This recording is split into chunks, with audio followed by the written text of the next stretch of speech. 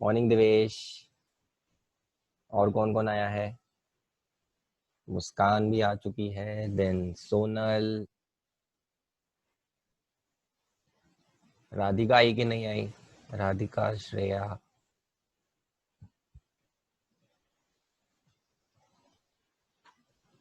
आप में से कुछ कुछ लोग जो रेगुलर है उनके नाम मुझे याद हो गए हैं। आशिता आई है कि नहीं आई है? Ashita, where are you? Ayushi आ गई है, मैत्री आ गई है, हर्ष, दिवेश, मुस्कान दो दो बार आई है। Okay, Reni is also here, Vini, Vipul, Vineet sir, सब लोग आ गए हैं। ठीक है, ओके। तो मॉर्निंग विपुल, राधिका मॉर्निंग। या तो लेट्स स्टार्ट टुडे सेशन। उसके पहले एक बार कल का रिवाइज कर लेते हैं। तो कल हमने क्या पढ़ा था? तो कल हमने देखा था, सबसे पहले तो देखा था प्लेस ऑफ सप्लाई का क्या इंपॉर्टेंस है। तो क्या इंपॉर्टेंस है, अगर आप बेसिकली बात करो तो इंपॉर्टेंस ये है कि GST transaction, GST destination based consumption tax है। जहां पर डेस्टिनेशन होगा वहां पर कंजम्पशन होगा, वहां पे उस स्टेट को टैक्स मिलेगा।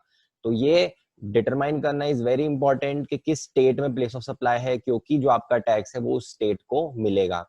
सेकेंड चीज ये, थ्योरेटिकली अगर बात करें तो हमारे लिए क्या इंपॉर्टेंस है, हमारे लिए ये इंपॉर्टेंस है कि सीजीएसटी एसजीएसटी लगाएं कि आईजीएसटी लगाएं, वो कैसे पता चलेगा आपको? वो ऐसे पता चलेगा कि आपकी लोकेशन ऑफ और प्लेस ऑफ सप्लाई अगर सेम स्टेट में हुआ तो आप इंट्रा स्टेट ट्रांजेक्शन बोलोगे, सीजीएसटी एसजीएसटी लगाओगे। अगर इंटर स्टेट ट्रांजेक्शन हुआ, आपकी लोकेशन और प्लेस ऑफ सप्लाई अगर डिफरेंट स्टेट में हुई तो आपका क्या लगेगा? आईजीएसटी। तो इसीलिए प्लेस ऑफ सप्लाई डिटरमाइन करना इज इंपॉर्टेंट। अब प्लेस ऑफ सप्लाई डिटरमाइन करना है तो उसके अलग अलग सेक्शंस हैं, गुड्स के अलग अलग सेक्शंस है, सर्विसेज के लिए अलग सेक्शंस है। तो गुड्स के लिए जो हमारे सेक्शंस है वो क्या है?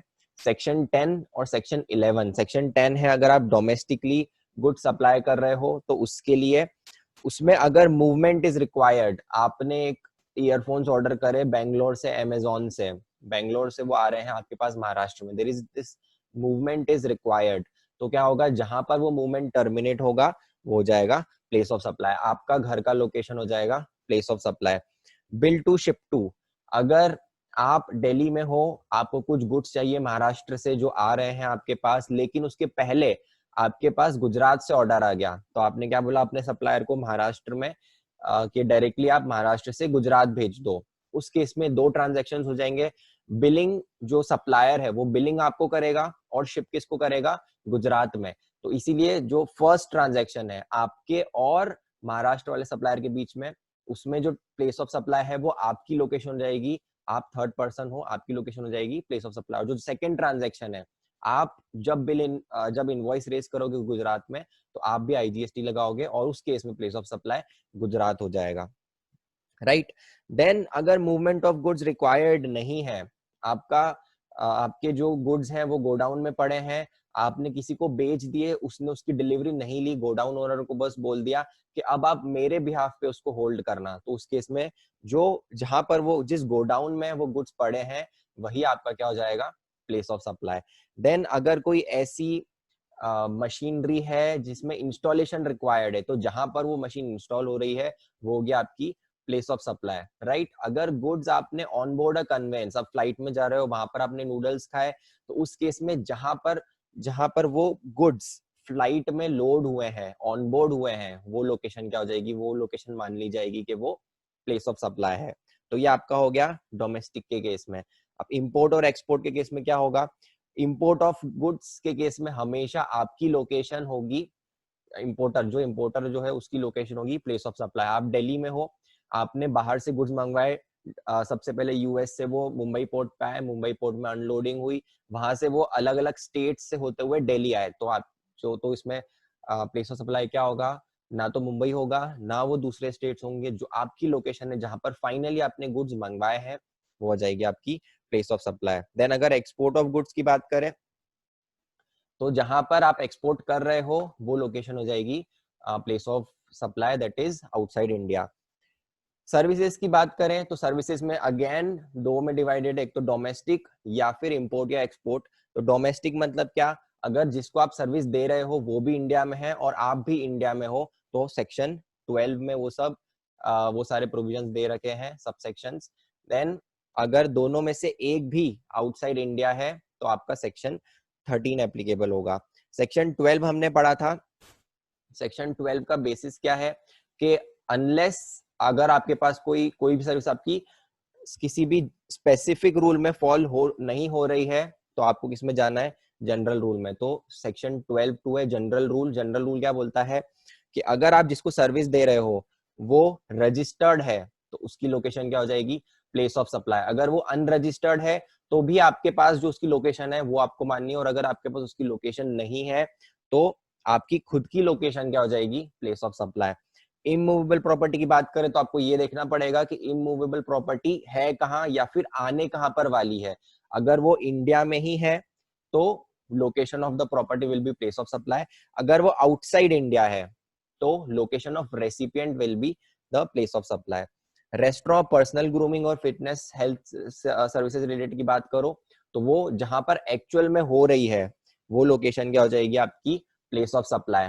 Then training and performance. Training and performance ये रजिस्टर्ड लोगों के लिए बहुत इंपॉर्टेंट रहता है, क्योंकि रजिस्टर्ड जो भी लोग हैं वो अपने एम्प्लॉयज की ट्रेनिंग करवाते हैं, तो उनको आईटीसी लेना भी इंपॉर्टेंट है। इसीलिए जो रजिस्टर्ड लोग हैं उन लोगों के लिए लोकेशन ऑफ रेसिपिएंट, उनकी आप किसी रजिस्टर्ड पर्सन को ट्रेनिंग दे रहे हो या फिर परफॉर्मेंस अप्रेजल उनके एम्प्लॉयज का कर रहे हो तो उनकी लोकेशन आपकी प्लेस ऑफ सप्लाई हो जाएगी। अगर वो रजिस्टर्ड नहीं है तो जहां पर एक्चुअली आप ट्रेनिंग दे रहे हो वो होगा। एडमिशन टू इवेंट्स, इसमें ज्यादा दिमाग लगाना नहीं है। जहां पर आपको एंट्री टिकट मिल रही है, जहां पर आप एंटर कर रहे हो, जहां पर वो इवेंट हो रहा है वो आ जाएगी आपकी place of supply. Organisation of events, अगर आपने किसी से इवेंट मैनेजमेंट सर्विसेज ली, अगर आप रजिस्टर्ड पर्सन हो, आपने एक इवेंट रखा है, कॉन्फ्रेंस रखी है, तो आपकी लोकेशन क्या हो जाएगी, प्लेस ऑफ सप्लाई। बट अगर आप अनरजिस्टर्ड हो, आप कर रहे हो डेस्टिनेशन वेडिंग, अगर वो वेडिंग इंडिया में हो रही है, जयपुर में आपने एक रिसोर्ट बुक करा है, वहां पे आपने इवेंट मैनेजमेंट से बात करी है, तो वो लोकेशन हो जाएगी आपकी प्लेस ऑफ सप्लाई। और अगर आपको मॉरिशस में शादी करनी है, वहां पे डेस्टिनेशन वेडिंग करनी है, तो आप जीएसटी से बच नहीं सकते। उस केस में गवर्नमेंट क्या बोलेगी कि आपकी लोकेशन प्लेस ऑफ सप्लाई हो जाएगी और आप इंडिया में हो, इसीलिए आपको टैक्स पे करना पड़ेगा, आपको इवेंट मैनेजमेंट कंपनी को देना पड़ेगा, इवेंट मैनेजमेंट गवर्नमेंट को पे करेगी। देन अगर ट्रांसपोर्टेशन ऑफ गुड्स की बात करें तो ट्रांसपोर्टेशन ऑफ गुड्स में अगर एक्सपोर्ट है तो उस पर टैक्स नहीं लगता है, क्योंकि गवर्नमेंट चाहती नहीं है कि कभी भी एक्सपोर्ट पे टैक्स बाहर जाए, क्योंकि वहां पे वो वाली कंट्री जो इम्पोर्ट, जहां पे इम्पोर्ट हो रहा है वो टैक्स लगाएगी उस पर। तो इसलिए आपको डेस्टिनेशन ऑफ गुड्स हो जाएगी place of supply which is outside India. Then अगर इंपोर्ट है या फिर डोमेस्टिक है तो आपको देखना पड़ेगा कि इंपोर्ट कौन करवा रहा है। अगर रजिस्टर्ड पर्सन करवा रहा है तो उसकी लोकेशन, और अगर अनरजिस्टर्ड पर्सन करवा रहा है तो जहां पे उसने हैंडओवर किया है गुड फॉर ट्रांसपोर्टेशन, वो हो जाएगी आपकी place of supply. Then transportation of passengers, again अगर आप ऑफिशियल पर्पज से ट्रेवल कर रहे हो तो आपको लोकेशन ऑफ रेसिपिएंट, आपकी कंपनी का जो एड्रेस है वहां पर वो होगा आपका प्लेस ऑफ सप्लाई। और अगर आप पर्सनल पर्पज से ट्रेवल कर रहे हो तो जहां से आपने एम्बार्क किया है वो हो जाएगी आपकी, एम्बार्क मतलब जहां पे आप उस कन्वेंस में चढ़े हो, जहां पे आप फ्लाइट बोर्ड करी है, हो जाएगी आपकी प्लेस ऑफ सप्लाई।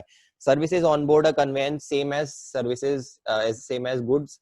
गुड्स में क्या था, जहां पे वो ऑन बोर्ड हुए है वहां पर, अब यहाँ पर सर्विस तो ऑनबोर्ड होती नहीं है, सर्विस तो इनबिल्ट होती है। तो first schedule point of departure, जहां से वो फ्लाइट एक फर्स्ट शेड्यूल पॉइंट है उसका डिपार्चर, जैसे AI001 वो जाती है मुंबई से बेंगलोर, बेंगलोर से फॉर एग्जांपल चेन्नई, तो उस केस में क्या होगा, मुंबई आपकी प्लेस ऑफ सप्लाई हो जाएगी, फिर भले आपने किसी भी लेग में वो मूवी देखी हो। टेलीकम्युनिकेशन सर्विसेज की बात करो, वोडाफोन आइडिया, एयरटेल और जियो, तो उस केस में अगर आपने फिक्स लैंडलाइन लगाया है तो जहां पर वो इंस्टॉल हुआ है वो आपकी प्लेस ऑफ सप्लाई होगा। पोस्ट पेड के केस में आपको बिलिंग एड्रेस देखना है और कुछ नहीं देखना है, भले ही आप कितने टाइम भी रोमिंग में घूम रहे हो, कुछ भी कर रहे हो, पूरे आप फॉरेन में भी जाके आ जाओ, उस केस में भी आपके बिलिंग एड्रेस को ही प्लेस ऑफ सप्लाई मानेंगे। प्रीपेड वाउचर या फिर ऑनलाइन रिचार्ज करवाया अपने शॉप पे जाके तो वो शॉप का address will be your place of supply. Online recharge करवाया है तो जब आप कनेक्शन लेते हो तो अपना एड्रेस देते हो, तो जो कंपनी है वो मान लीजिए कि वहां पर सप्लाई हुआ है। और अगर कोई अदर केस है तो भी सर्विसेज ऑन रिकॉर्ड, अगर ऑन रिकॉर्ड कोई एड्रेस नहीं है, sorry address on record address अगर नहीं है तो क्या हो जाएगा आपका लोकेशन ऑफ द सप्लायर, अपनी लोकेशन को ही मान लेंगे कि प्लेस ऑफ सप्लाई है। फाइनेंशियल सर्विसेज की बात करो तो अगर आपके पास रेसिपिएंट की लोकेशन है तो वो लोकेशन, अदरवाइज आपकी खुद की लोकेशन। इंश्योरेंस में लोकेशन ऑफ रेसिपिएंट, अदरवाइज अगर लोकेशन ऑफ रेसिपिएंट अगर रजिस्टर्ड है तो, अगर अनरजिस्टर्ड है तो आपके पास जो लोकेशन ऑन रिकॉर्ड है वो। These are almost one and the same thing. Then अगर आपने एडवर्टीजमेंट किया है गवर्नमेंट के लिए तो उस केस में आपको एट्रीब्यूट करना पड़ेगा, उसमें हमने कल सारे डिटेल में पढ़ा था कि कब कैसे वो एडवर्टीजमेंट स्टेट्स में बाइफरकेट होगा, वैसे प्लेस ऑफ सप्लाई डिटरमाइन होगा। अब आज हम पढ़ने वाले हैं place of supply of service which is in the nature of import या एक्सपोर्ट, मतलब या तो सप्लायर इंडिया में है या जो सप्लाई रिसीव कर रहा है रेसिपिएंट वो इंडिया में है। तो आपको बहुत सारे इसमें जो ट्रांजैक्शन है वो सिमिलर लगेंगे, ठीक है, बट कंफ्यूजन भी होता है इसमें कि कौन सी केस में क्या होगा, तो इसलिए हम लोग पढ़ना स्टार्ट करते हैं। तो सेक्शन 13 बताता है कि अगर इंपोर्ट ऑफ सर्विस है या एक्सपोर्ट ऑफ सर्विस है तो उस केस में आपका place of supply of service क्या होगा, राइट। तो 13(1) बोलता है कि जो आपके प्लेस ऑफ सप्लाई है वो सेक्शन 13 में आगे बताएंगे। देन जनरल रूल, अगर कोई भी आपकी जो सर्विस है वो किसी भी स्पेसिफिक रूल में फॉल नहीं हो रही है तभी आप काय में जाओगे, जनरल रूल में। अब जनरल रूल क्या बोलता है, अगर लोकेशन ऑफ रेसिपिएंट अवेलेबल है तो, अब लोकेशन ऑफ रेसिपिएंट, अगर लोकेशन ऑफ रेसिपिएंट अवेलेबल नहीं है तो सप्लायर की लोकेशन को ही क्या मान लो, आपकी प्लेस ऑफ सप्लाई। इसका हम लोग एग्जांपल देते हैं, एग्जांपल से आपको और क्लियर होगा। You received consultancy services from a company in the US, तो कंपनी कहां पर है, यूएस में, और आपने सर्विस रिसीव करी है इंडिया में, तो बताओ प्लेस ऑफ सप्लाई क्या होगी। Guys you there, India India India India, right, great. तो वो आपकी प्लेस ऑफ सप्लाई इंडिया में ही होगी क्योंकि location of recipient is in India. You developed, right, you developed a software for a company online where you don't know the location of the company, आपको पता नहीं है कि वो कंपनी है कहाँ, आपने ऑनलाइन एक सॉफ्टवेयर डेवलप किया और उसको सर्विस प्रोवाइड करी। अब बताओ अब प्लेस ऑफ सप्लाई क्या होगी, लोकेशन ऑफ डेवलपर, राइट। आपको पता नहीं है कि आपका जो रेसिपिएंट है वो कहां पर है, तो ये सेटिस्फाई नहीं हो रहा है, तो आपको क्या मानना पड़ेगा, आपकी खुद की लोकेशन मान लेनी पड़ेगी कि हाँ यही प्लेस ऑफ सप्लाई, और आप सीजीएसटी एसजीएसटी पे करोगे, राइट। तो इस केस में भी आपकी जो प्लेस ऑफ सप्लाई है वो डेवलपर लोकेशन वो इंडिया की ही लोकेशन होगी, right. Smooth, we are going smooth. Next हम लोग पढ़ रहे हैं परफॉर्मेंस बेस्ड सर्विस। अब परफॉर्मेंस बेस्ड सर्विस क्या होती है, वो सर्विस जिसमें सप्लायर को कुछ परफॉर्म करना पड़ रहा है, कुछ भी ट्रीटमेंट या कुछ भी क्लीनिंग रिपेयर किसी गुड्स पे जो कि रेसिपिएंट ने दिया है, राइट। जैसे आप कभी रिपेयर के लिए कुछ चीज दे रहे हो, राइट, तो उस केस में आपने से फॉर एग्जांपल टेलर की सर्विस की बात करो, आप क्या करोगे, उसको अपना मटेरियल दोगे और टेलर उस मटेरियल पे काम करेगा, तो आपने उसको वो सर्विस दी है, उसने उस पे स्टिचिंग करी आपके गुड्स पे, तो ये क्या हो गई परफॉर्मेंस बेस्ड सर्विस पे वो होता है। तो एक तो ये गुड से रिलेटेड, दूसरी होती है आपके पीपल से रिलेटेड। पीपल से रिलेटेड मतलब क्या, आप एक कंपनी में हो, आप एक कंपनी के सीईओ हो, आपको अपने जो एम्प्लॉयज है उनकी ट्रेनिंग करवानी है, ठीक है, तो आपने उस अपनी एम्प्लॉयज की ट्रेनिंग के लिए उन्हें कहीं भेजा और वहां पर कोई पर्सन आके उनको ट्रेनिंग दे रहा है, तो उसके लिए क्या होगा, physical presence is required of your employees, मतलब जिस आप पे आप कर रहे हो, राइट, लेकिन उसके लिए जो सर्विस है वो मिल किसको रही है, आपके एम्प्लॉइज को, आपके बिहाफ पे एम्प्लॉइज को वो सर्विसेज मिल रही है, तो ये भी क्या हो जाएगी आपकी परफॉर्मेंस बेस्ड सर्विस, ठीक है। अब इसके प्रोविजंस क्या दे रखे हैं, तो इसमें 4 प्रोविजंस दे रखे हैं। Place of supply of performance based services where goods are made physically available to the supplier. तो आपने अपना गुड्स जो है वो आपने एक सप्लायर को दिया है और वो उस गुड्स पे सर्विसेज परफॉर्म कर रहा है। तो उस केस में क्या मान लेंगे कि जहां पर वो सर्विस हो रही है, जहां पर वो गुड्स पे सर्विस हो रही है, वो लोकेशन को ही मान लेंगे कि वो है आपकी प्लेस ऑफ सप्लाई। बट कभी कभी क्या होता है कि गुड्स पे इलेक्ट्रॉनिकली सर्विस प्रोवाइड करते हैं, ठीक है। इसका हम लोग एग्जांपल यहाँ पे देखेंगे, तो डोंट वरी। इलेक्ट्रॉनिकली अगर सर्विस प्रोवाइड कर रहे हैं मतलब सप्लायर कहीं और है, गुड्स कहीं और है, और वो electronically bye way of video conferencing या फिर कैसे भी अगर वो सर्विस प्रोवाइड कर रहे हैं, तो जहां पर वो गुड है उस टाइम पे उसको मान लेंगे कि प्लेस ऑफ सप्लाई वो लोकेशन है जहां पर वो गुड्स सर्विस के टाइम पर लोकेटेड है। अगर एक एक्सेप्शन है इसका कि अगर इंडिया में गुड्स इंपोर्ट हुए हैं, रिपेयर होके वापस एक्सपोर्ट हो रहे हैं, आपने क्या करा इंडिया में, फॉर एग्जांपल आपने कुछ एक वॉशिंग मशीन बेची होगी, ठीक है, इंडियन कंपनी में वॉशिंग मशीन बेची। अब उसमें क्या हो रहा है कि उसकी वारंटी खत्म हो गई। अब जो रेसिपिएंट वहां पर है उसको कुछ दिक्कत आई, उसने क्या बोला कि हम वापस भेज रहे हैं, आप इसको ट्रीट करो, इसको रिपेयर करो और वापस हमको भेज दो। उसके लिए आपने कुछ चार्जेस भी लगाए हैं। तो अब ऐसा नहीं होगा कि उस पर जीएसटी नहीं लगेगा, उसमें क्या होगा कि वो आपका जनरल रूल में चले जाएगा, इस रूल में वो फॉल नहीं होगा। अगर इस रूल में फॉल होता तो क्या होता, रिपेयर होके वो यहाँ पे आता और यहाँ पे आप उस पर रिपेयर करते तो प्लेस ऑफ सप्लाई यहीं पे हो जाती। लेकिन गवर्नमेंट ने क्या बोला कि नहीं, ये वाला रूल नहीं लगेगा, आपका जनरल रूल लगेगा। तो जनरल रूल क्या लगेगा, आप उसकी लोकेशन को मान लोगे प्लेस ऑफ सप्लाई, और अगर आपको फिर फॉरेन एक्सचेंज में वो मिल रहा है तो वो आपका एक्सपोर्ट हो जाएगा, right. Then services supplied to recipient or his agent, मतलब ये आपकी वो ट्रेनिंग वाली सर्विसेज हो गई। तो जहां पर वो परफॉर्म एक्चुअली हो रही है, जहां पर ट्रेनिंग एक्चुअली हो रही है, वो आपकी हो जाएगी प्लेस ऑफ सप्लाई। एग्जाम्पल्स पढ़ेंगे तो आपको और समझ आएगा कि मैं क्या बोलना चाह रहा हूँ।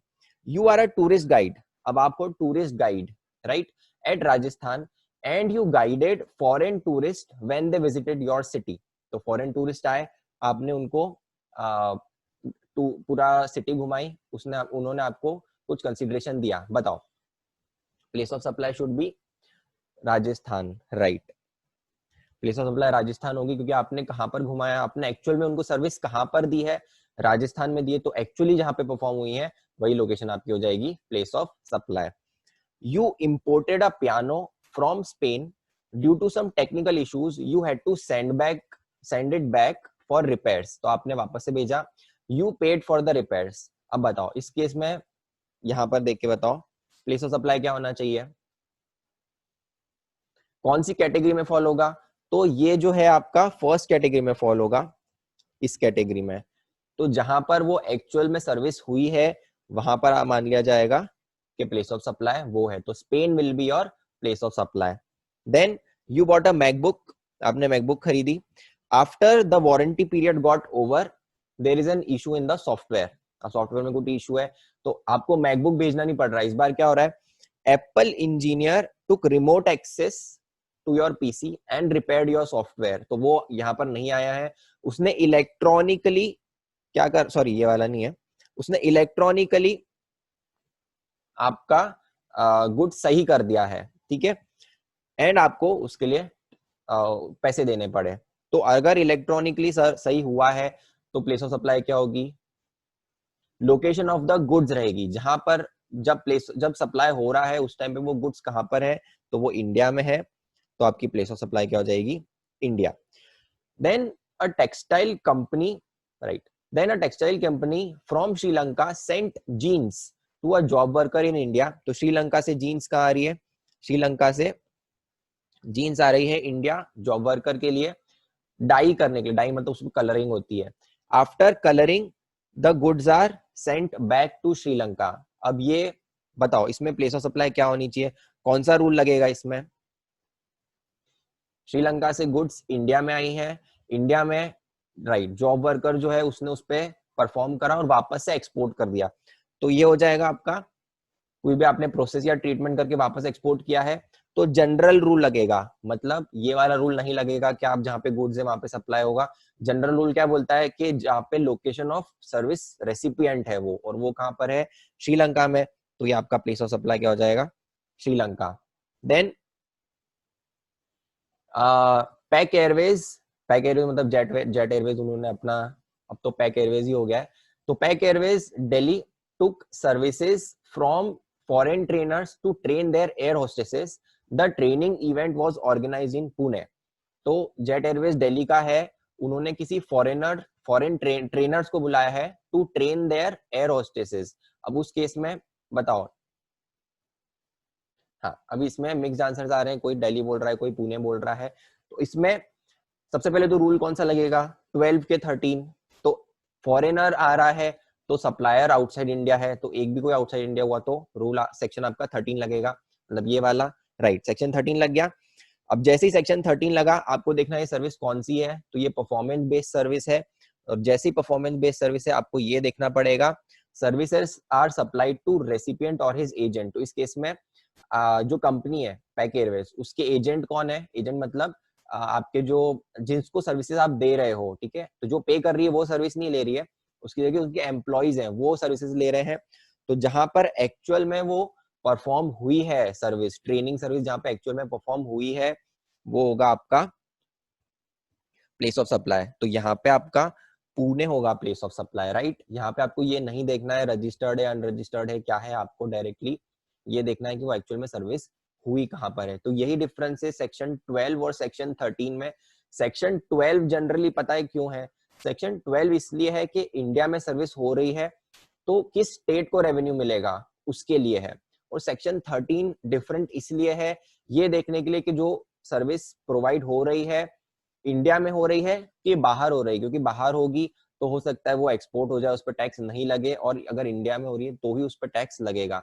तो जो सेक्शन 13 है वो टैक्सेबिलिटी के लिए है, और सेक्शन 12 जो है वो ये बताता है कि इंडिया में अगर सर्विस हो रही है तो कहां पर हो रही है, right. A surgeon in Delhi did plastic surgery for an actor from Hong Kong. तो हांगकांग से कोई दिल्ली आया है एक्टर, और सर्विसेज कहाँ पे परफॉर्म हो रही है, दिल्ली में। तो इसमें क्या होगा, ये तो स्ट्रेट आंसर है कि ये आपका दिल्ली ही होगा, राइट, एग्जैक्टली। अब गवर्नमेंट ने कुछ क्लैरिफिकेशन इशू करे हैं, वो एक बार देख लेते हैं।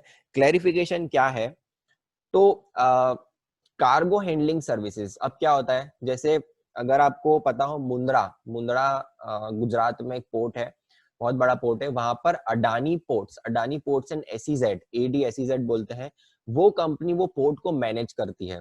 अब वो कंपनी क्या सर्विसेज देती है, तो वो कार्गो हैंडलिंग सर्विसेज देती है। अब कार्गो हैंडलिंग सर्विसेज में क्या क्या आएगा, जैसे आपने कुछ चीज इंपोर्ट करी, राइट, तो इंपोर्ट से वो सबसे पहले वेसल से कंटेनर्स में आएगा, वेसल से उठाकर उसको क्रेन्स, बड़ी बड़ी क्रेन्स होती है जहां से उठा के उसको वहां पर लोड करते हैं एक व्हीकल में, फिर व्हीकल से वो जाते हैं वेयर हाउस में वो वापस से अनलोड होके या फिर अनपैक भी होता है कभी कभी, और स्टोर होते हैं। तो ये सब जो चीजें हैं आपकी वेसल से उठाकर वेयर हाउस तक लाना, लोडिंग अनलोडिंग, सारी चीजें आ जाती है उसमें। वो सब सर्विसेज कौन परफॉर्म करता है, जो पोर्ट है वो।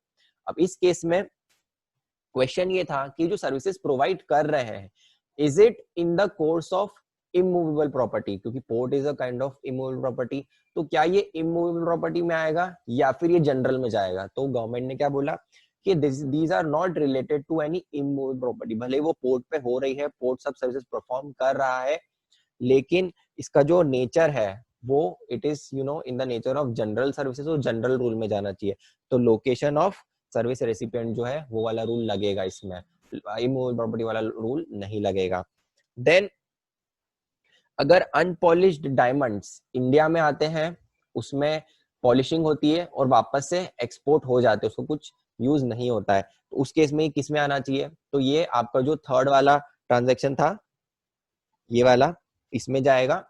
अनपॉलिश डायमंड है, इंडिया में आए, पॉलिशिंग हुई मतलब ट्रीटमेंट हुआ, एंड दोज आर री एक्सपोर्टेड, तो ये क्या हो जाएगा आपका जनरल रूल लगेगा इसमें, परफॉर्मेंस बेस्ड वाला रूल नहीं लगेगा, राइट। एक और क्लैरिफिकेशन दिया था गवर्नमेंट ने, semiconductor design and manufacturing industry. अब इसमें क्या होता है, इंडिया में ग्रोइंग इंडस्ट्री है, इसमें क्या होता है कि फॉरेन से, ये मैं आपको बना के एक्सप्लेन करता हूँ। आप इंडिया में हो, इंडिया में आपकी एक सॉफ्टवेयर डेवलपमेंट कंपनी है, फॉरेन से फॉर एग्जांपल यूएसए से आपको ऑर्डर मिला है कि आपको कुछ चिप्स के लिए सॉफ्टवेयर डिजाइन करना है, राइट। बहुत ज्यादा टेक्निकल है, आईपी ब्लॉक्स और वो सब, तो मैं आपको थोड़ा सिंपल करके बता रहा हूँ कि चिप्स में के लिए आपको कुछ सॉफ्टवेयर डिजाइन करना है। तो यूएसए से जो डिजाइन होती है वो डिजाइन आपको भेज देंगे और स्पेसिफिकेशंस आपको ऑनलाइन भेज देंगे कि आपको ये बनाना है। जैसे ही आपका प्रोडक्ट डेवलपमेंट हो जाएगा, आप ऑनलाइन, ये सब चीजें ऑनलाइन चल रही है, तो मैं इसको थोड़ा,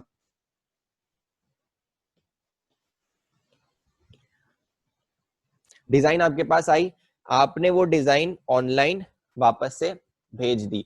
अब यूएसए में वापस से जो डिजाइन जाएगा, मतलब ये सॉफ्टवेयर है, वो सॉफ्टवेयर से वो हार्डवेयर में डालेंगे वो डिजाइन, और आपको चेक करने के लिए, चेक करने के लिए कि ये प्रॉपरली काम कर रहा है कि नहीं। तो कभी भी सॉफ्टवेयर बनता है ना, तो उसके दो पार्ट होते हैं, तो एक होता है डेवलपमेंट, दूसरा होता है टेस्टिंग। टेस्टिंग करने के लिए वो उस सॉफ्टवेयर को हार्डवेयर में फिट करके वापस से फिजिकली भेजेंगे, यू नो जो जो हार्डवेयर है वो फिजिकली भेजेंगे। आप यहाँ पर उसको टेस्ट करोगे हार्डवेयर को, और उसके बेसिस पे आप उसको वापस से एक्सपोर्ट कर दोगे। अब गवर्नमेंट ने ये बोला कि ये जो टेस्टिंग सर्विस है, ये जो टेस्टिंग सर्विस है, आप इस पे सर्विस कर रहे हो, और बहुत बार ऐसा होता था कि ये री एक्सपोर्ट भी नहीं होता था, ये आप वहीं पे उसको रख लेते थे, ठीक है। अब गवर्नमेंट ने बोला कि जो टेस्टिंग सर्विसेज है, क्या ये परफॉर्मेंस बेस्ड सर्विस होगी और उसके बेसिस पे टैक्स लगेगा, या फिर ओवरऑल सर्विस के से क्लब हो जाएगी है। तो गवर्नमेंट ने क्या बोला कि testing is not a different service, it is a part and parcel of whole software development. तो जो आपका जनरल रूल है वही लगेगा इसमें।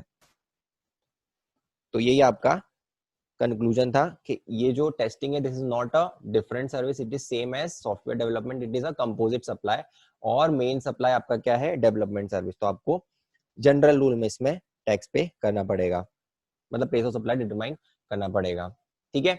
तो आप, हमने क्या पढ़ा, जनरल रूल पढ़ लिया। सेकंड हमने पढ़ लिया परफॉर्मेंस बेस्ड सर्विस। थर्ड जो है वो है हमारा इमूवेबल प्रॉपर्टी। अब इमूवेबल प्रॉपर्टी से रिलेटेड क्या है, तो ये बहुत ही सिंपल है। इस केस में आपको ये नहीं देखना है कि जो इमूवेबल प्रॉपर्टी वो कहाँ पर है, इंडिया में है कि नहीं है। यहाँ पे आपको सिर्फ ये देखना है जहां पर इमूवेबल प्रॉपर्टी है वहां पर टैक्स लग जाएगा, और आपको कोई दिमाग नहीं लगाना है। अच्छा, अब इसमें डिस्कशन एक और चीज का है कि इमूवेबल प्रॉपर्टी से रिलेटेड कौन कौन सी सर्विसेज आएगी, किस एक्सटेंट तक आप मानोगे कि हाँ ये इमूवेबल प्रॉपर्टी से रिलेटेड है। तो रिलेटेड कौन कौन सी सर्विसेज होगी, अगर वो उसके कंस्ट्रक्शन या रिपेयर से रिलेटेड है तो वो मान ली जाएगी कि इमूवेबल प्रॉपर्टी है। अगर आर्किटेक्ट, रियल एस्टेट एजेंट और उन सब से रिलेटेड सर्विसेज है, ऑक्शनियर या कन्वेयर से रिलेटेड है, तो वो भी मान ली जाएगी। अगर वो ऑयल गैस एक्सप्लोरेशन, आपको पता है कि हाँ यहाँ पर ऑयल गैस या फिर मिनरल का एक्सप्लोरेशन एक्सट्रैक्शन करना है, तो उसमें भी मान लिया जाएगा कि हाँ ये इमूवेबल प्रॉपर्टी से रिलेटेड है।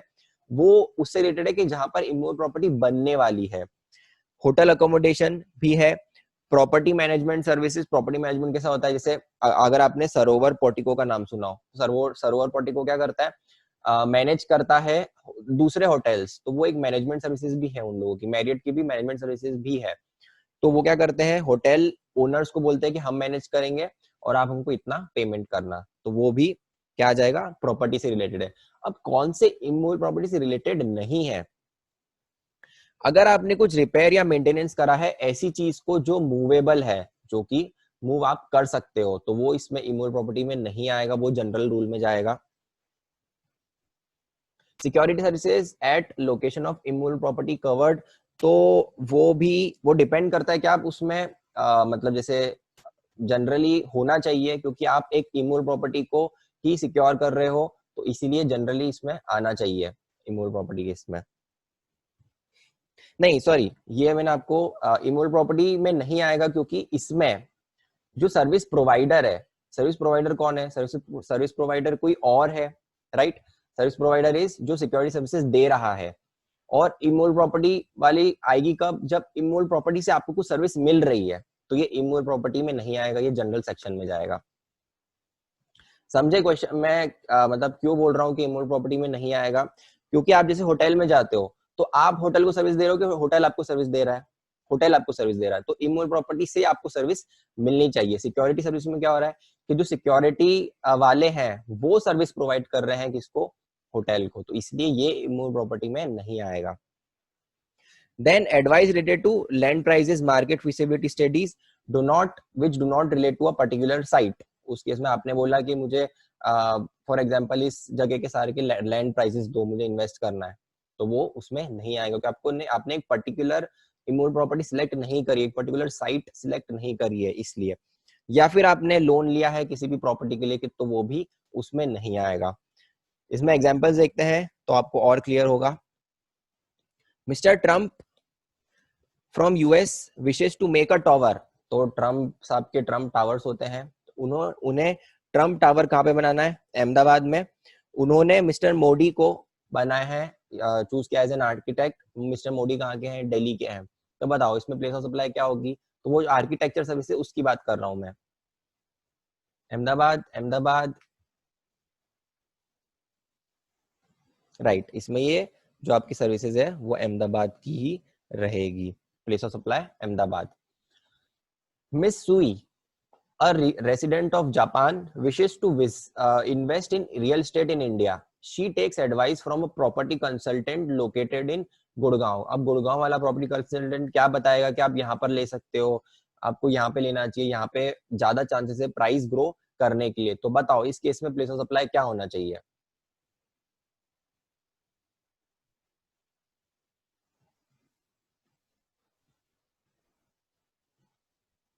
देखो ये इमूवेबल प्रॉपर्टी से रिलेटेड है क्या, नहीं, इमूवेबल प्रॉपर्टी से रिलेटेड नहीं है क्योंकि ये स्पेसिफिक साइट का नहीं है। अगर वो बोलता कि ये स्पेसिफिक साइट में मुझे कुछ खरीदना है इमूवेबल प्रॉपर्टी, आप वो खरीदा के दो, फिर वो एक साइट ढूंढते और उसमें कमीशन कुछ मिलता, तो क्या होता है वो स्पेसिफिक साइट के लिए। अब यहाँ पे कुछ स्पेसिफिक साइट है क्या, नहीं। इसमें क्या बोला है कि पूरे इंडिया में आप हमको बताओ कि कहाँ पर हम इन्वेस्ट कर सकते हैं। तो this is normal consultancy, this is not related to any immovable property. तो इस केस में क्या होगा, जो आपका प्लेस ऑफ सप्लाई वो जनरल रूल के हिसाब से बताना पड़ेगा, तो वो क्या हो जाएगा आपका जापान।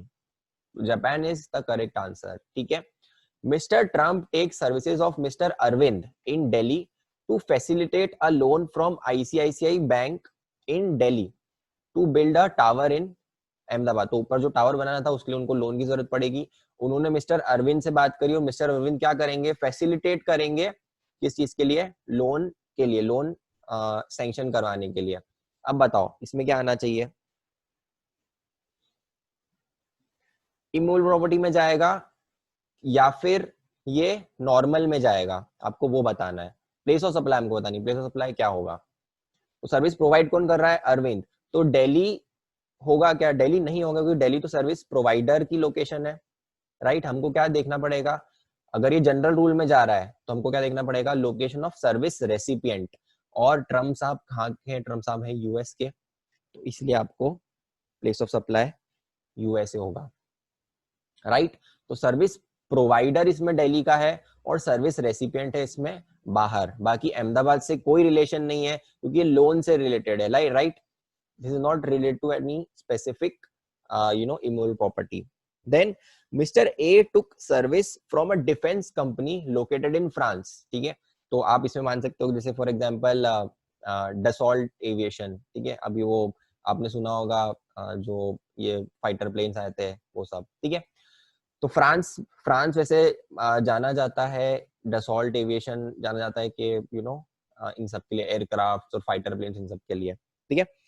तो सर्विसेज ली है किससे, फ्रांस से, टू रिपेयर इट्स टैंक्स। तो आपके पास टैंक्स है, बड़े बड़े टैंक्स, ठीक है, जो कि काम करना बंद कर चुके हैं और अब वो इमोबाइल हो गए हैं। मतलब बेंगलोर में आपके टैंक्स पड़े हैं, हो सकता है उनकी जो चेन है वो खराब हो गई हो, अब वो हिल नहीं रहे हैं, वो इमोबाइल हो गए हैं। तो आपने क्या बोला, फ्रांस एक उनको बोला कि आप टैंक सही करने आओ। अब ये कौन से रूल में लगेगा, ठीक है। अब जैसे इसमें ना होगा तो बेंगलोर ही, क्यों, क्योंकि सर्विसेज परफॉर्म बेंगलोर में हो रही है, ठीक है। तो इमूवेबल प्रॉपर्टी वाले रूल में जाएगा या फिर परफॉर्मेंस बेस में जाएगा, मेरे को आपसे वो पूछना है। तो आप रूल में क्या बताओगे, या तो परफॉर्मेंस बेस्ड पी या फिर इमूवेबल प्रॉपर्टी आई, राइट। ये परफॉर्मेंस बेस्ड होगा क्योंकि ये मूवेबल प्रॉपर्टी है, अभी नहीं हिल रहे हैं टैंक्स लेकिन वो हिला सकते हैं, it is not an immovable property. इसलिए आपका क्या होगा, बेंगलोर ही होगा और परफॉर्मेंस बेस्ड में जाएगा, ये इमूवेबल प्रॉपर्टी में नहीं जाएगा, राइट। ठीक है, आगे बढ़ते हैं। Services by way of admission to or organisation of events. अब थोड़ा अगर हम सेक्शन 12 से कंपेयर करें तो सेक्शन 12 में ये दोनों एंट्रीज अलग थी, आपको अगर याद हो तो। इवेंट के लिए अगर एडमिशन है तो उसमें लोकेशन ऑफ द इवेंट होती थी, सेक्शन 12 थोड़ा याद करो कल का डिस्कशन। उस केस में क्या होता था कि अगर इवेंट में आप एडमिशन ले रहे हो तो वो इवेंट की लोकेशन, और अगर इवेंट ऑर्गेनाइजेशन के लिए इवेंट मैनेजमेंट कंपनी से अगर आपने कुछ सर्विसेज ली है तो हमको ये देखना पड़ता था कि रजिस्टर्ड है कि अनरजिस्टर्ड है। अगर रजिस्टर्ड है तो लोकेशन ऑफ रेसिपिएंट, अगर अनरजिस्टर्ड है तो फिर हम देखते थे कि इवेंट इंडिया में हो रहा है कि बाहर हो रहा है। ठीक है, यहाँ पर सिर्फ आपको क्या देखना है कि इवेंट कहाँ पर हो रहा है, और वही आपकी क्या हो जाएगी, location of sorry place of supply, event कहां पर हो रहा है, बस आपको ये देखना है। ठीक है, अब बताओ हम लोग अब सॉल्व करेंगे क्वेश्चंस। ठीक है, tickets of event organised by Zakir Khan Indian resident in the US for US residents.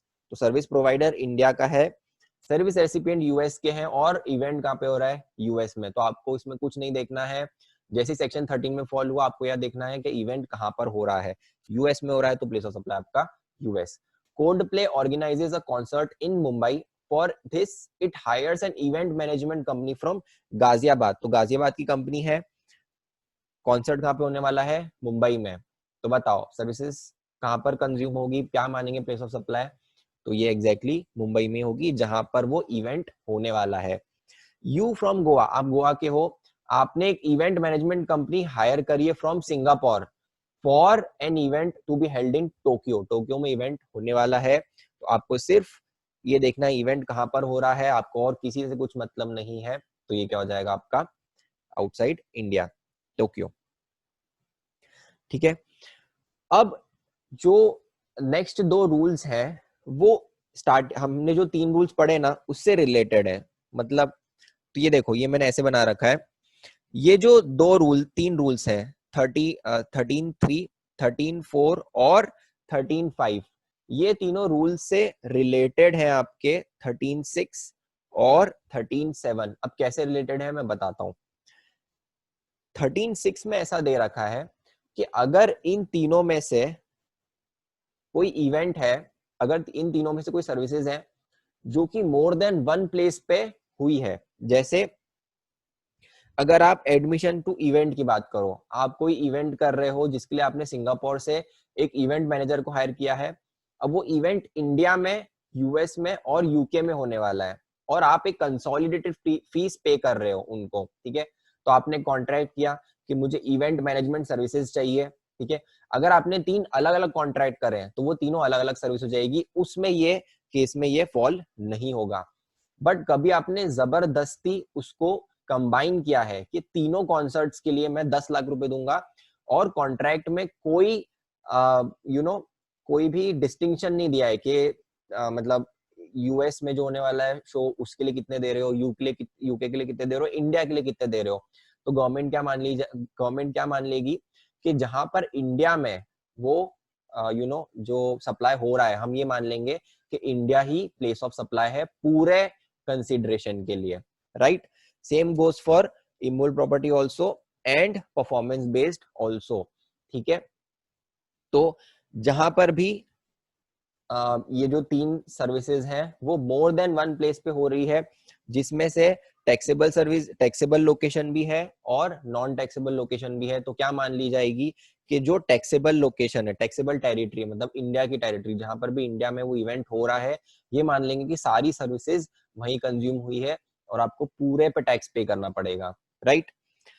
दूसरा, अगर आपको विद इन स्टेट्स, मतलब आपकी जो सर्विसेज हो रही है ये तीनों सर्विसेज में से कोई सी भी अगर अलग अलग स्टेट में हो रही है, ठीक है, जैसे इवेंट जो है आपका वो अलग अलग 3 स्टेट्स में हो रहा है, तो उसमें आपको फिर बाइफर्केशन करना पड़ेगा, अपोर्शन करना पड़ेगा एज पर कॉन्ट्रैक्ट। और अगर कॉन्ट्रैक्ट में नहीं है तो गवर्नमेंट ने कुछ रूल्स दे रखे हैं, वो एक बार देख लेते हैं। ये तो आईजीएसटी में रूल्स दे रखे हैं कि अगर आपने कॉन्ट्रैक्ट में नहीं दे रखा है तो उसको कैसे आप बाइफरकेट करोगे।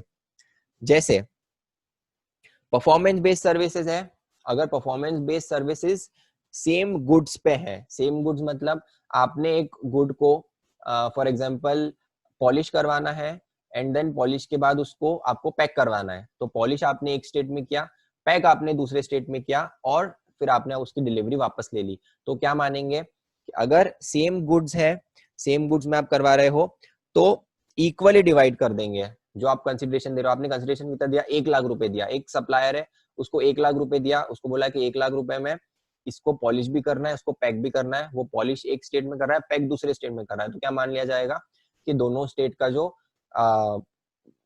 प्लेस ऑफ सप्लाई है वो 50-50% है, तो 50,000 एक स्टेट में, 50,000 दूसरे स्टेट में। Then services supplied on different goods, अगर डिफरेंट गुड्स है, अलग अलग गुड्स है, एक सर्विस अलग गुड पे हो रही है, दूसरी सर्विस अलग गुड में हो रही है दूसरे स्टेट में, तो उसमें उसकी जो इनवॉइस वैल्यू है उसके प्रपोर्शन पे हम क्या मान लेंगे कि उसके प्रपोर्शन में वो सर्विस को हम डिवाइड करेंगे प्लेस ऑफ सप्लाई, राइट। अगर इंडिविजुअल्स को दी है ट्रेनिंग सर्विसेज फॉर एग्जांपल, तो उसके लिए जनरली एक्सेप्टेड अकाउंटिंग प्रिंसिपल्स के अकाउंटिंग हिसाब से उसको आप कहाँ पर बुक करोगे, उस हिसाब से आपको ये प्लेस ऑफ सप्लाई डिटरमाइन करनी पड़ेगी।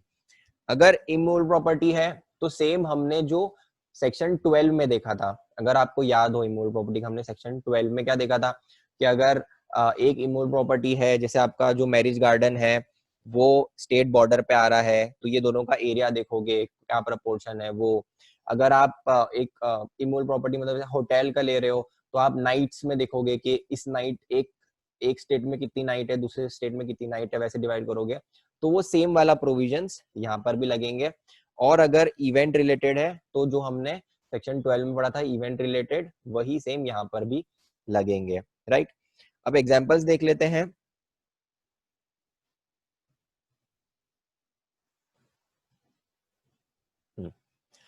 Chicago diamond company sends raw diamonds to Bihar for cutting and then the same diamonds are sent to Maharashtra।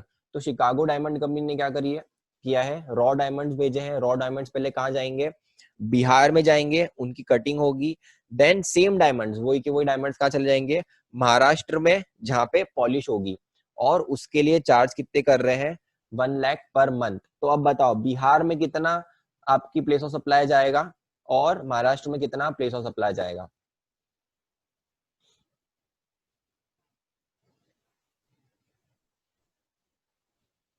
Okay सिर्फ 2 आंसर आए हैं, बाकी लोग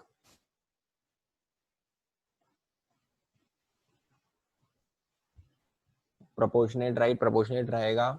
कितना प्रोपोर्शनेट रहेगा, तो ये जो डायमंड्स है ये सेम डायमंड्स है, राइट, सेम डायमंड्स है, तो आप क्या मान लोगे कि दोनों में जो सप्लाई है वो इक्वली हुआ है, तो 50,000 आप दोनों जगह पे कर दोगे, राइट। तो आपका 50,000 बिहार में हो जाएगा, 50,000 आपका हो जाएगा महाराष्ट्र में, ठीक है। अब नेक्स्ट, मिस्टर पॉन्टिंग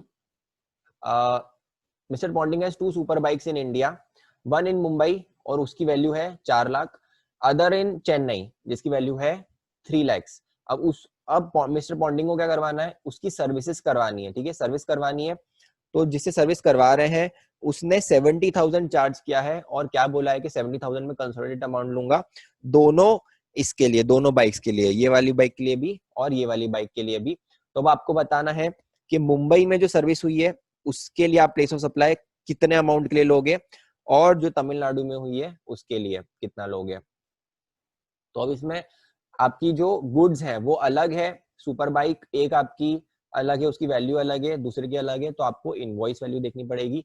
तो 40,000:30,000 मतलब 4:3 में आपको डिवाइड करनी पड़ेगी वो place of supply, exactly. Then Franklin India provide services of training air hostesses of various foreign airlines where the air hostesses are first trained in Delhi। तो पहले ट्रेनिंग सेंटर में दिल्ली में सर्विसेज होती है, देन एयरपोर्ट मुंबई एयरपोर्ट पे उनकी next service होती है। तो अब इस केस में क्या होगा, तो इस केस में आपका जो होना चाहिए वो जनरली एक्सेप्टेड अकाउंटिंग प्रिंसिपल्स। तो जनरली एक्सेप्टेड अकाउंटिंग प्रिंसिपल्स पे होगा। तो आपको उसमें कैसे देखना पड़ेगा, जनरली आपको ये देखना पड़ेगा कि जो कंपनी बुक कर रही है, अब जैसे ना मैं आपको बताऊं, तो जो भी कंपनीज होती है ना, वो अपने जो अपने अकाउंट्स बनाती है, ठीक है, तो वो सिर्फ एंटिटी लेवल पे नहीं बनाती है, वो क्या करती है, उसमें कॉस्ट सेंटर्स असाइन करते हैं। कॉस्ट सेंटर्स क्या होते हैं कि हर लोकेशन से आपको कितना पैसा आ रहा है, आपको वो भी देखना पड़ेगा, हर डिवीजन से आपको कितना पैसा आ रहा है। तो जब भी आप ऐसे करोगे ना कि आप सर्विसेज ले रहे हो, तो आप सिर्फ एक ही एंट्री नहीं करोगे कि सर्विसेज टू बैंक, आप क्या करोगे, सर्विसेज टू बैंक करोगे, फिर ये भी देखोगे कि वो जो सर्विस है वो किस डिवीजन के लिए यूज हुई है। तो आपको उसके बेसिस पे समझना पड़ेगा कि आपकी प्लेस ऑफ सप्लाई क्या है, या फिर जो सप्लायर है वो भी देखेगा कि हाँ मैंने सर्विसेज दी है, तो किसका रेवेन्यू किस स्टेट में मेरे को बुक करना है, तो उसके हिसाब से जनरली एक्सेप्टेड अकाउंटिंग प्रिंसिपल के हिसाब से आपको प्लेस ऑफ सप्लाई डिटरमाइन करनी पड़ेगी हर स्टेट में, दोनों स्टेट्स में, ठीक है। अब नेक्स्ट जो हमारा स्पेसिफिक रूल है वो है banking and financial services, intermediary service and hiring of means of transport. ये तीनों सर्विसेज का एक ही दे रखा है। तीनों के सर्विसेज में क्या बोल रखा है कि लोकेशन ऑफ सप्लायर है, जो सप्लायर की लोकेशन को ही प्लेस ऑफ सप्लाई मान ली जाएगी, ठीक है।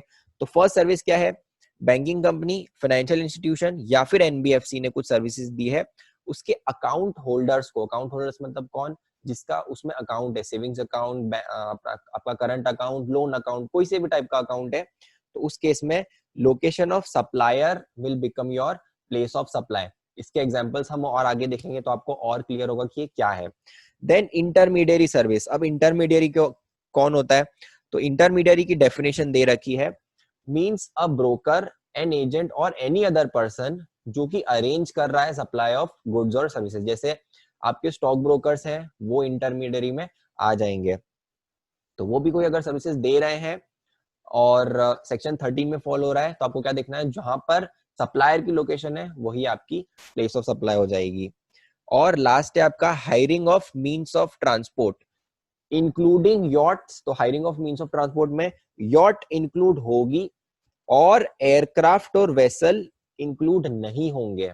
इसका मतलब क्या हुआ कि कभी भी हायरिंग ऑफ ट्रांसपोर्ट है, ठीक है, यॉट भी है, ठीक है, तो उस केस में और एक चीज और देखनी पड़ेगी कि वो जो हायरिंग है वो पीरियड कितना है, अप टू 1 मंथ, 1 महीने तक का अगर आपने हायरिंग करी है तो ही अप्लाई होगा। अगर इसके अलावा कुछ हुआ, ठीक है, तो वो क्या हो जाएगा, आपका जनरल रूल में जाएगा। तो यहाँ पे मैंने एक टेबल बना रखी है जिसमें आपको पता चलेगा। तो अगर एयरक्राफ्ट या वेसल है, एयरक्राफ्ट या वेसल स्पेसिफिकली एक्सक्लूडेड है, तो किसी भी ड्यूरेशन के लिए आप लोगे वो हमेशा किस में जाएगा, जनरल रूल में। तो location of service recipient will be your place of supply.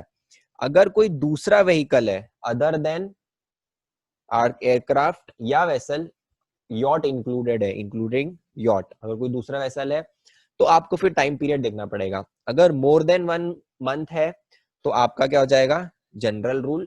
और अगर अप टू 1 मंथ है तो ही आपका ये वाला रूल लगेगा। तो ये वाला रूल आपका कब लगेगा, सिर्फ एक केस में लगेगा, अगर व्हीकल्स अदर देन एयरक्राफ्ट या वेसल है, यॉट होगा तो भी चलेगा, और आपका जो हायरिंग का पीरियड है वो क्या होगा, अप टू 1 मंथ। तो लोकेशन ऑफ सप्लायर, ठीक है। इसके क्वेश्चंस करते हैं तो आपको और समझ आएगा। You open a demat account with JP Morgan in US. तो यूएस में जेपी मॉर्गन सबसे बड़ा बैंक है, वहां पर आपने उनकी स्टॉक ब्रोकिंग सर्विसेज भी है, to trade on NASDAQ, NASDAQ वहां का स्टॉक एक्सचेंज है। तो JP Morgan charge you brokerage. अब इस केस में क्या होना चाहिए, आपका प्लेस ऑफ सप्लाई। तो इस केस में JP Morgan is an intermediary, JP Morgan is a broker, तो इंटरमीडियरी, उसकी जो लोकेशन हो जाएगी वही हो जाएगी प्लेस ऑफ सप्लाई। तो यूएस आपका क्या हो गया, place of supply. Then ICICI bank opened account of mister Christopher who has come to India temporarily. ICICI bank charges chequebook fees. अब अकाउंट होल्डर है मिस्टर क्रिस्टोफर, उन्होंने ना अकाउंट खोल लिया है, ठीक है, इस केस में क्या हो जाएगा, location of supplier will be your place of supply. तो इंडिया में आपका प्लेस ऑफ सप्लाई फॉलो हो जाएगा जहां पर भी उसकी ब्रांच है, ठीक है। Christine from Germany used ATM of axis bank in Delhi, axis bank charges a withdrawal fees. बताओ।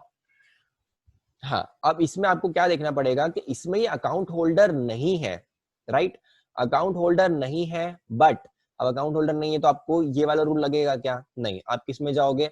आप जाओगे रूल 3 में। अब रूल 3 में आप क्या देखोगे कि आपके पास उस पर्सन की अगर लोकेशन है तो आप वहीं उस पर्सन की लोकेशन मान लोगे, ठीक है। बट आपके पास उसकी लोकेशन, जैसे एटीएम में जनरली वो उसने ट्रांजेक्शन किया है तो आपको नहीं रहेगी लोकेशन, राइट। एटीएम में तो कोई भी आके लेके जा सकता है, तो आपके पास उसकी उसकी इंफॉर्मेशन नहीं रहेगी। उसका जिसमें अकाउंट होगा उस बैंक के पास होगी। तो इस केस में क्या मान लेंगे कि आपके पास लोकेशन नहीं रहेगी बैंक के पास, और वो इंडिया में ही आपका प्लेस ऑफ सप्लाई आ जाएगा। क्योंकि अगर जनरल रूल में भी क्या होता है, अगर आपके पास रेसिपिएंट की लोकेशन नहीं है तो आपकी लोकेशन को ही मान लेंगे place of supply, right. You are a resident of Goa, great. You give a yacht on hire to a tourist from Austria for 10 days. अब आपने 10 days के लिए ऑस्ट्रिया के एक पर्सन को यॉट रेंट पे दी है। अब क्या है, ये यॉट है तो ये कवर्ड है, right. This is other than aircraft and vessel. और आपने 1 महीने या उसके अंदर के लिए दी है तो राइट, तो ये आपका रूल 8 में यहीं पे लगेगा। तो जहां पर आप हो आपकी लोकेशन हो जाएगी प्लेस ऑफ सप्लाई, ठीक है। देन लास्ट है यू गिव अ वेसल। अब आपने वेसल दी। वेसल क्या होती है? बड़े बड़े बड़ी बड़ी शिप्स होती है और जिसमें गुड्स ट्रांसपोर्ट होता है, to a shipping company from Switzerland for hire. तो आपने क्या करा है, उसको दिया है। तो यहाँ पर सेक्शन जो सब सेक्शन 8 है इसमें ये फॉल नहीं होगा। आपको कहाँ पे जाना पड़ेगा? आपके जनरल सेक्शन में। तो ये क्या हो जाएगा आपका? Switzerland, right. अब हम नेक्स्ट पढ़ रहे हैं, नहीं इंडिया नहीं होगा Nikita, it will be Switzerland, क्योंकि आपका जनरल रूल में चले जाओगे। और क्योंकि वेसल स्पेसिफिकली एक्सक्लूडेड है, राइट। वेसल हो तो कुछ भी ड्यूरेशन हो आपको हमेशा जनरल रूल में ही जाना है एयरक्राफ्ट और वेसल के केस में, ठीक है। तो supply place of that company. Transportation of goods, transportation of goods. अब वहां पर अगर आपको मैं याद दिलाऊं तो सेक्शन 12 में हम क्या देखते थे? ट्रांसपोर्टेशन ऑफ गुड्स में अगर रजिस्टर्ड है तो रजिस्टर्ड पर्सन की लोकेशन, अगर अनरजिस्टर्ड है तो जहां पर उसने लोकेशन जहां जिस लोकेशन पे उसने गुड्स हैंडओवर किया है फॉर ट्रांसपोर्टेशन, वो। यहाँ पर क्या है, यहाँ पर एक डिफरेंस और है कि अगर कुरियर या मेल है, कुरियर या मेल, MALE वाला नहीं, MAIL वाला, ठीक है, या कुरियर या मेल है, तो उस केस में जो आपका प्लेस ऑफ सप्लाई है वो इस सब सेक्शन में कवर नहीं होगा, वो आपका किसमें जाएगा? जनरल रूल में, ठीक है। तो अगर मेल और कुरियर है तो आपका जनरल रूल में चल जाएगा, और अगर अदर्स है तो इस केस में यहाँ पे लगेगा। और इस केस में क्या होगा? Destination of the goods. तो जहां पर भी आपका डेस्टिनेशन होगी उस गुड्स की, वो आपका प्लेस ऑफ सप्लाई हो जाएगा, ठीक है। अब इसके लिए क्लैरिफिकेशन आया है, वो मैं आपको बता देता हूं। तो इंडिया से बहुत बार सैटेलाइट लॉन्च होती है, जो रॉकेट्स लॉन्च होते हैं, रॉकेट्स के अंदर होती है सैटेलाइट्स। तो कभी कभी इंडियन गवर्नमेंट, मतलब जो भी लॉन्च कर रहा है, जो भी, तो ये अंतरिक्ष कॉरपोरेशन है इंडिया में जो कि रॉकेट लॉन्च कर रहा है। अब जब रॉकेट लॉन्च कर रहा है तब यूएस से कुछ कंपनीज आई कि यार हमको भी सैटेलाइट्स भिजवानी है, हम अलग से रॉकेट को लॉन्च करेंगे, आप कर ही रहे हो तो हमारी भी आप रॉकेट लॉन्च में हमारी सैटेलाइट्स भी इंसर्ट कर दो। तो अंतरिक्ष कॉरपोरेशन ने क्या किया है, इंटरनेशनल कस्टमर्स को क्या सर्विसेज दी है? Transportation of goods, transportation of satellites from India to space, right. अब गवर्नमेंट ने मतलब इसमें क्लैरिफिकेशन दिया है कि क्या ये जनरल रूल में जाएगा या फिर इसी में जाएगा। तो गवर्नमेंट ने क्या बोला है कि ये जो है आपका आउटसाइड इंडिया, आपने इंडिया से outside India, space is outside India. अब इंडिया में क्या क्या इंक्लूड होता है? एक तो हमारा ये लोकेशन, और जो भी इन अर्थ पे जो चीज है, अर्थ पे अगर आप और एटमॉस्फेयर देखो अर्थ वाला एटमॉस्फेयर। अब अगर बाहर चला गया मतलब क्या? This is export. तो एक्सपोर्ट हो गया, तो उस केस में destination of goods will be your place of supply. तो space is the place of supply, और इस केस में क्या हो जाएगा ये, फिर वो एक्सपोर्ट वाला कंडीशन हमको बाद में देखेंगे कि वो एक्सपोर्ट हो रहा है कि नहीं हो रहा है। तो ये वाले रूल में ही आपका लगेगा, क्योंकि this is transportation of goods, ठीक है। क्वेश्चंस करते हैं। You are in Delhi, you contracted with British Airways to transport cargo from Indian airport to Dubai airport। अब आपको कुछ चीज पहुंचानी है दुबई, तो बताओ दुबई में आपको पानी एक्सपोर्ट करना है फॉर एग्जांपल, इस केस में प्लेस ऑफ सप्लाई क्या होना चाहिए? दुबई। बाकी लोग? Dubai Dubai Dubai, right. तो इसमें location of destination of the goods ही आपकी प्लेस ऑफ सप्लाई हो जाएगी, तो दुबई आपकी हो जाएगी place of supply. Then you from Delhi contracted a shipping company from the US for import of your goods from US to India. अब आपने कुछ चीज इंपोर्ट करवाई है, बताओ प्लेस ऑफ सप्लाई। राइट, तो इस केस में क्या हो जाएगा आपका place of supply destination of goods, और डेस्टिनेशन ऑफ गुड्स क्या है? इंडिया, तो प्लेस ऑफ सप्लाई इंडिया हो जाएगी। अच्छा, अगर मैं आपको याद दिलाऊं तो कभी भी आप शिपिंग कंपनी जो बाहर वाली है उससे कुछ सर्विसेज ले रहे हो, इंपोर्ट फ्रेट के लिए आप पे कर रहे हो, तो रिवर्स चार्ज पे आपको पे करना पड़ेगा। एक बार ऐसे ही बस याद दिला रहा हूँ जो हमने पढ़ा था रिवर्स चार्ज में, ठीक है। देन आप गया आपका transportation of passengers. Transportation of passengers में क्या है? अगर सेक्शन 13 में जा रहे हो ट्रांसपोर्टेशन ऑफ पैसेंजर्स, आपको कुछ दिमाग नहीं लगाना है, सिर्फ जहां पर पैसेंजर ने वो कन्वेंस एम्बार्क किया है, जहां पर वो बैठा है उस कन्वेंस में, वही लोकेशन आप क्या मान लोगे? Place of supply. आपको कुछ नहीं देखना है रजिस्टर्ड है अनरजिस्टर्ड है कोई भी हो, आपको सिर्फ एम्बार्कमेंट से मतलब है, ठीक है। वैसा ही services on board a conveyance, ये भी सेम है। First schedule departure point of that conveyance will be considered as place of supply. अब ये थोड़ा डिफरेंट है ऑइडार वाला, ये मैं आपको बताता हूँ। तो ऑइडार मतलब क्या होता है? तो ऑइडार मतलब online information and database access or retrieval services. तो अभी आजकल आप देखोगे तो 5-10 साल में ये Netflix, right, Netflix is the perfect example. 5-10 साल में ये सब चीजें बहुत पॉपुलर हुई है, क्लाउड बेस्ड सर्विसेज आ गई है, क्लाउड कंप्यूटिंग आ गई है, वो सब। तो उसमें कैसा होता है कि आपको क्या सर्विस प्रोवाइड कर रहे हैं? नेटफ्लिक्स, तो वो आपको क्या सर्विस प्रोवाइड कर रहा है? डेटा ऑलरेडी स्टोर्ड है उनके पास, आप सिर्फ उनके डेटा को एक्सेस कर सकते हो, उनके सर्वर को एक्सेस कर सकते हो, आप कंटेंट देख सकते हो उनका, और उसके लिए आपको क्या एक फीस पे करनी पड़ती है, ठीक है।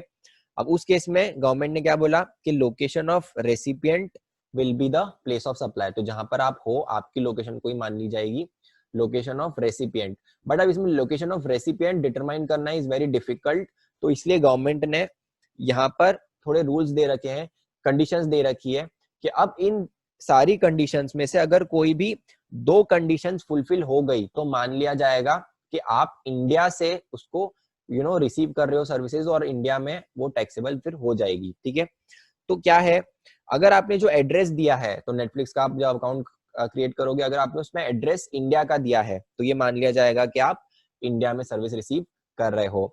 जिससे आपने पेमेंट किया है डेबिट कार्ड या क्रेडिट कार्ड, वो इंडियन वो जो पेमेंट का सेटलमेंट है वो इंडिया में अगर हो रहा है तो देन उसमें जो अगर आपने बिलिंग एड्रेस दिया है वो इंडिया का, तो भी मान लिया जाएगा कि इंडिया में सर्विस रिसीव हो रही है।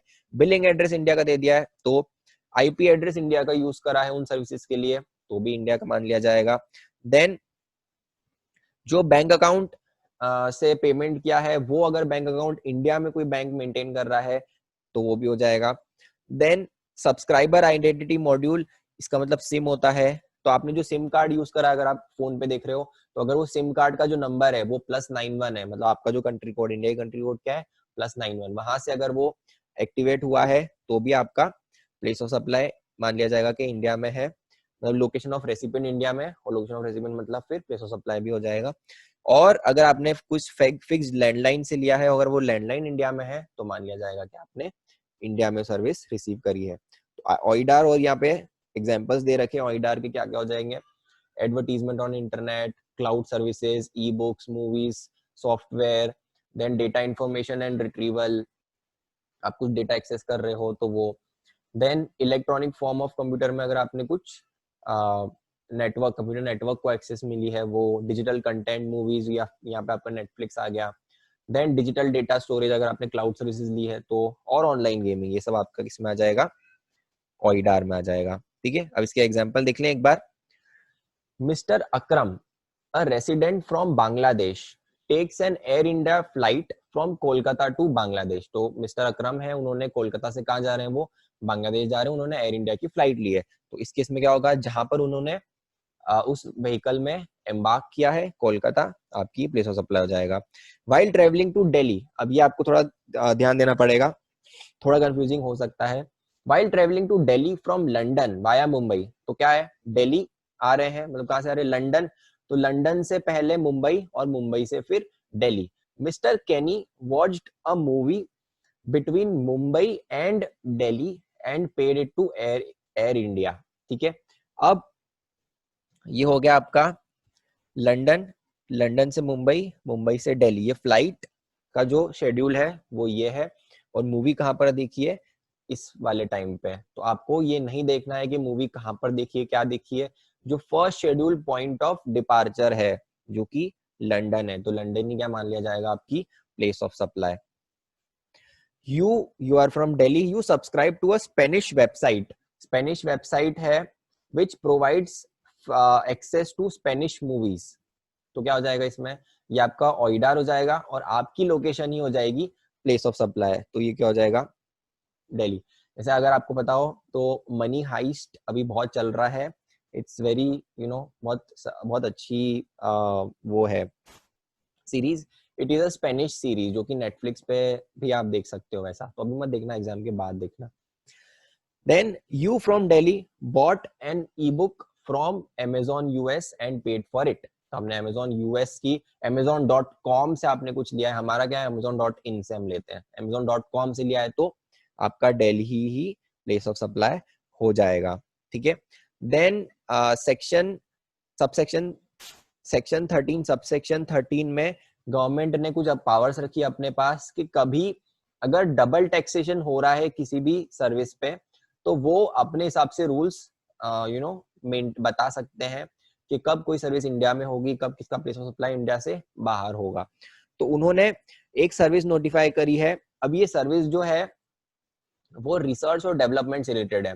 अब क्या होता है कि जो फॉरेन कंपनी होती है, एफडीए का अगर आपने नाम सुना हो तो यूएस का एफडीए है, वो क्या करता है, वो जो भी सारी वहां पे जो ये आपकी मेडिकल कंपनीज हैं उनपे उनका एक रेगुलेटरी अथॉरिटी है। ठीक है, अगर आपको कोई भी मेडिसिन बेचनी है यूएस में तो आपको एफडीए से अप्रूवल लेना पड़ेगा। ठीक है, और एफडीए अप्रूवल इजीली नहीं देता है, उसके लिए आपको टेस्ट करवाने पड़ते हैं, वो जो मेडिसिन है वो आपको टेस्ट करवानी पड़ती है, मतलब जानवरों पे टेस्टिंग होती है, फिर इंसानों पे टेस्ट होती है, अगर वो पास हो जाती है उसके बाद ही एफडीए अप्रूव करता है। ठीक है, अब ये जो टेस्ट है वो इंडियन कंपनीज बहुत करती है यूएस के लिए, यूएस कंपनीज के लिए, बाहर वाली दूसरी कंपनीज के लिए भी।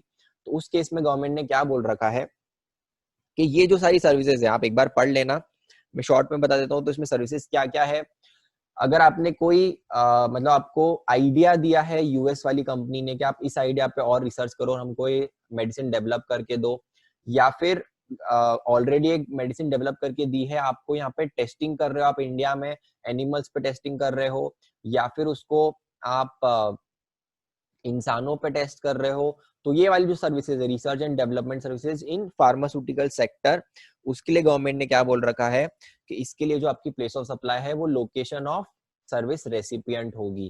ठीक है, इसमें ये ऐसा नहीं होगा कि आप मान लो कि आप जो यहाँ पर प्रोवाइड कर रहे हो तो एक्चुअल परफॉर्मेंस बेस्ड नहीं होगी, ये आप क्या हो जाएगी, place of supply, place of location of recipient होगी।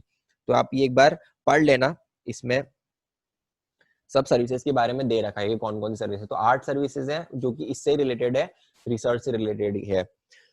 तो यहाँ पे हमारा चैप्टर खत्म हो जाता है। एक बार हम लोग, मैं आपको रिवीजन करवाऊंगा सबका कंपैरिजन बेसिस पे कि कौन सी सर्विस सेक्शन 12 में उसका इम्प्लीकेशन क्या है और सेक्शन 13 में उसका इम्प्लीकेशन क्या है, तो वो देख लेते हैं एक बार। तो जनरल रूल की बात करो, अगर जनरल रूल की, तो सेक्शन 12 क्या बोलता है, इट इज अगर वो रजिस्टर्ड पर्सन है तो location of recipient, unregistered person है तो लोकेशन ऑफ रेसिपिएंट मतलब लोकेशन ऑन रिकॉर्ड, और अगर आपके पास लोकेशन नहीं है तो क्या हो जाएगा, लोकेशन ऑफ सप्लायर। ये क्या बोलता है सेक्शन 12। सेक्शन 13 भी सिमिलर लाइन पे क्या बोलता है, जो आपका सिर्फ ये वाला पोर्शन है वो वाला पोर्शन बोलता है क्या, कि अगर आपकी लोकेशन पता है तो रेसिपिएंट की लोकेशन, लोकेशन नहीं पता है तो सप्लायर की लोकेशन। तो ये आपके दोनों कौन से हो गए general rule under section 12 and section 13। अगर इमूवेबल प्रॉपर्टी की बात करो तो इमूवेबल प्रॉपर्टी में सेक्शन 12 क्या बोलता था, अगर इमूवेबल प्रॉपर्टी इंडिया में है तो वो प्रॉपर्टी की लोकेशन, इंडिया के बाहर है तो रेसिपिएंट की लोकेशन। और सेक्शन 13 क्या बोलता है कि इमूवेबल प्रॉपर्टी कहां पर भी हो, पर्सन कहां पर भी हो, हमको सिर्फ इमूवेबल प्रॉपर्टी से मतलब है, हमको पर्सन से कोई मतलब नहीं है। देन परफॉर्मेंस बेस्ड सर्विस, अगर आप ये देखो तो सेक्शन 12 में परफॉर्मेंस बेस्ड सर्विस और ट्रेनिंग सर्विसेज ये दोनों अलग दे रखी थी। सेक्शन 13 में अगर देखो तो ये दोनों कॉमन ही है, ठीक है, सेक्शन 13 में दोनों कॉमन ही है, क्योंकि ट्रेनिंग भी परफॉर्मेंस बेस्ड सर्विस ही होती है, राइट। तो अब 30 सेक्शन 12 में क्या दे रखा है, अगर परफॉर्मेंस बेस्ड सर्विस है लाइक रेस्टोरेंट, ग्रूमिंग एटसेट्रा, तो एक्चुअल परफॉर्मेंस, और अगर ट्रेनिंग या परफॉर्मेंस अप्रेजल है तो ही आप ये देखोगे कि रजिस्टर्ड है तो लोकेशन ऑफ रेसिपिएंट, और अनरजिस्टर्ड है तो एक्चुअल परफॉर्मेंस, ठीक है। सेक्शन 13 में अगर आप देखोगे तो कुछ भी केस हो आप हमेशा क्या मानोगे, एक्चुअल परफॉर्मेंस, जहां पर वो हो रही है ट्रेनिंग या फिर आप गुड्स पे जहां पर वो सर्विसेज दे रहे हो वो, ठीक है। देन एडमिशन टू इवेंट्स और ऑर्गेनाइजेशन ऑफ इवेंट्स, सेक्शन 12 में दोनों वापस से अलग अलग दे रखा है। अगर एडमिशन है तो जहां पर वो इवेंट है वो, बट अगर ऑर्गेनाइजेशन है तो आपको क्या देखना पड़ेगा कि अगर रजिस्टर्ड है तो लोकेशन ऑफ रेसिपिएंट, अनरजिस्टर्ड है और इवेंट इंडिया में है तो इंडिया में, अनरजिस्टर्ड है और इवेंट बाहर है तो लोकेशन ऑफ रेसिपिएंट, ठीक है। और यहाँ पर सेक्शन 13 में आपको कुछ नहीं देखना है, सिर्फ आपको देखना है कि इवेंट हो कहां पे रहा है, तो ये दोनों यहाँ पर कंबाइन हो गई है।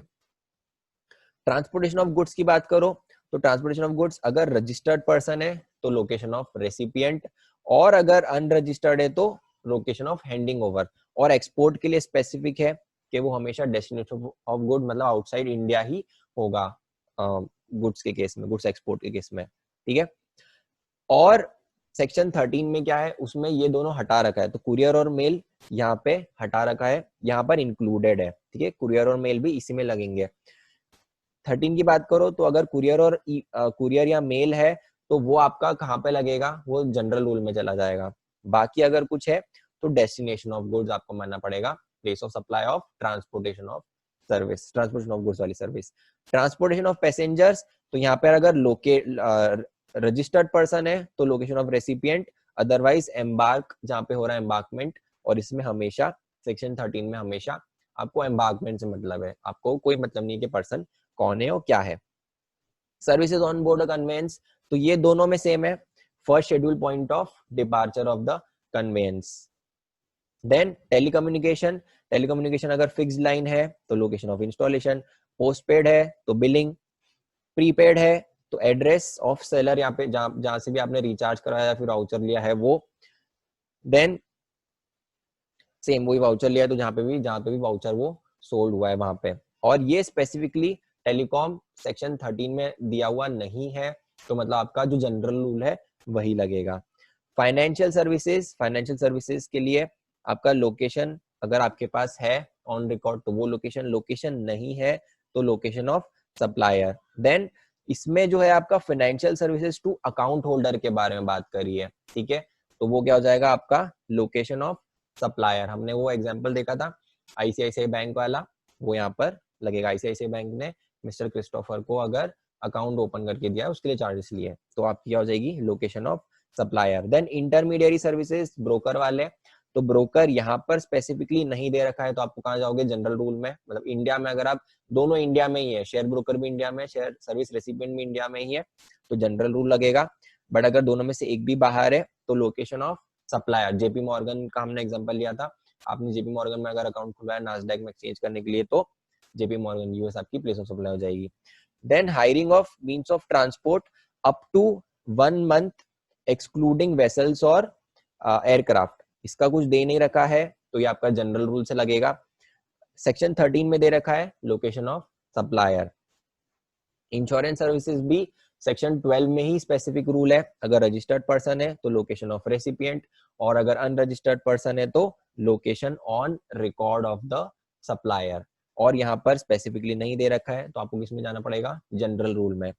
ऑइडार की अगर बात करें तो यहाँ पर सेक्शन 12 में कुछ स्पेसिफिक रूल नहीं था तो कहाँ जाओगे, जनरल रूल में। यहाँ पर लोकेशन ऑफ रेसिपिएंट दे रखा है, वैसे यहाँ पे भी आपको लोकेशन ऑफ रेसिपिएंट में ही जाना पड़ेगा जनरल रूल में भी। Then export of medical research and development जो हमने लास्ट में पढ़ा, गवर्नमेंट ने नोटिफाई किया है ये सर्विस, तो यहाँ पर स्पेसिफिकली प्रोवाइड नहीं है, यहाँ पर आपकी स्पेसिफिकली प्रोवाइडेड है इन सेक्शन 13-14, तो यह क्या हो जाएगा आपका लोकेशन ऑफ रेसिपिएंट। तो guys on this note we complete this chapter, और ये मैंने चार्ट भी बनाया है इसका, तो ये भी मैं आपको आज व्हाट्सएप पे भेज दूंगा। और so that is all we have completed, this is the 5th chapter that we have completed, and